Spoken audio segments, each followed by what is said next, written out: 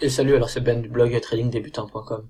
Alors aujourd'hui on va refaire une analyse du Bitcoin, comme j'avais fait mardi il y a 2 semaines. Alors tout d'abord on peut vérifier ce que j'avais vu et ce qui s'est passé. Donc je sais pas si tu te souviens, je t'avais tracé ces deux droites là que j'aurais faites, et donc j'avais parlé soit d'un rebond, ouais, on est en daily déjà, donc j'avais parlé soit d'un rebond vers le bas, puis de la cassure par le haut, soit de la cassure qui allait se passer à ce moment-là, au moment à peu près où j'étais en train de faire, puisqu'on était dans la zone là. Par contre, attends, j'avais un indicateur, j'avais mis le RSI et la moyenne mobile 20. Bon là, je vais mettre la moyenne mobile pour le moment. Moyenne mobile, voilà. Bon, j'ai un petit peu retouché à TradingView, du coup, je m'en sors un petit peu mieux maintenant. Voilà. Donc on était dans cette zone là à peu près, je sais plus exactement comment j'ai tracé là à droite, puisque je l'ai retracé plus tard. Peut-être qu'elle était un peu plus haute. Je suis pas sûr, peut-être que j'avais fait comme ça. Ouais, elle était peut-être à peu près comme ça. Bref, peu importe. En tout cas, il faudrait retourner voir la vidéo de mardi il y a 2 semaines pour voir ce qui s'est passé. Non, je crois qu'elle était comme ça quand même. Ouais, je crois que c'était celle-là. Voilà. Et donc, pourtant la moyenne mobile, bref, peu importe. Et donc j'avais parlé de la cassure par le haut, ou du rebond, puis de la cassure par le haut. Donc la cassure a été faite très peu de temps après la vidéo que j'avais faite. Et comme point d'entrée, j'avais donné les 4050.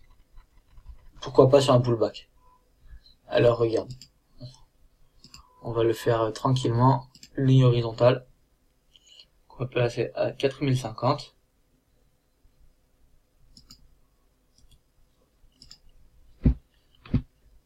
Coordonnées 4050.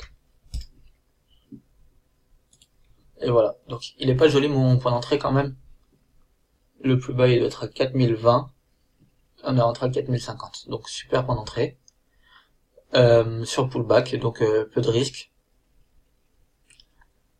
Et j'avais parlé de premier TP, j'avais dit dans les plus hauts de cette zone là, donc 4680.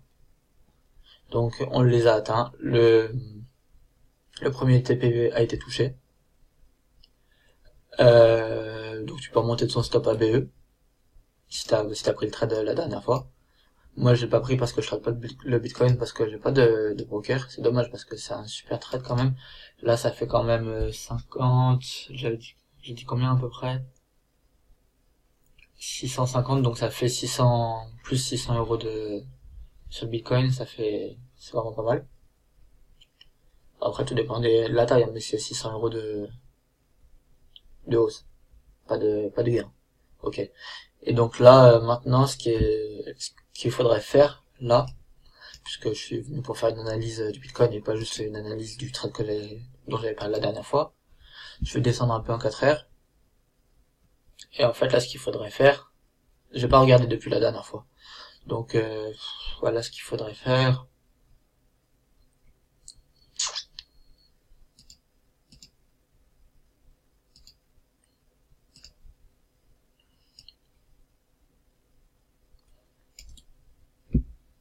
Franchement, je vois rien d'intéressant là. Donc si t'as pas pris le trade la dernière fois, euh, bah c'est dommage pour toi. Moi je l'ai pas pris, donc c'est dommage pour moi aussi. Comme quoi avoir un broker qui trade le Bitcoin, ça peut être intéressant. Ouais, là franchement y a rien à faire. Si t'as pris le trade par contre la dernière fois, là je te conseille de commencer à être prudent. Soit tu penses qu'il va encore beaucoup monter, franchement je sais pas trop. Fais voir. On va essayer un truc comme ça, voilà. Là cette droite là elle est intéressante. Donc ce que tu peux faire, je te dirais peut-être placer ton stop à peu près à ce niveau-là, 4000, je laisse un peu de marge, 4430 à peu près, voilà.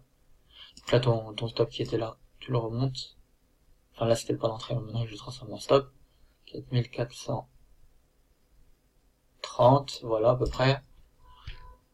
Comme ça, soit ça corrige, ça vient taper sur tac, ça vient taper sur la trendline. Après, à ce niveau-là.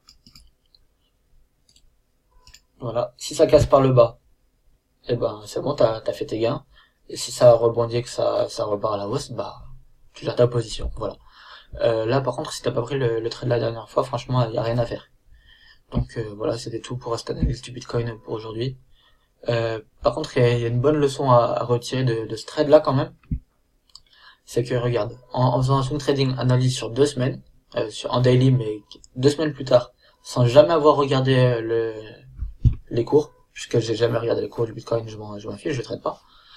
Et ben, sans les avoir regardés, tu fais ton trade, tu le laisses courir, tout ce que, automatiquement, en fait, tu respectes ton plan, puisque tu regardes pas, tu touches à rien.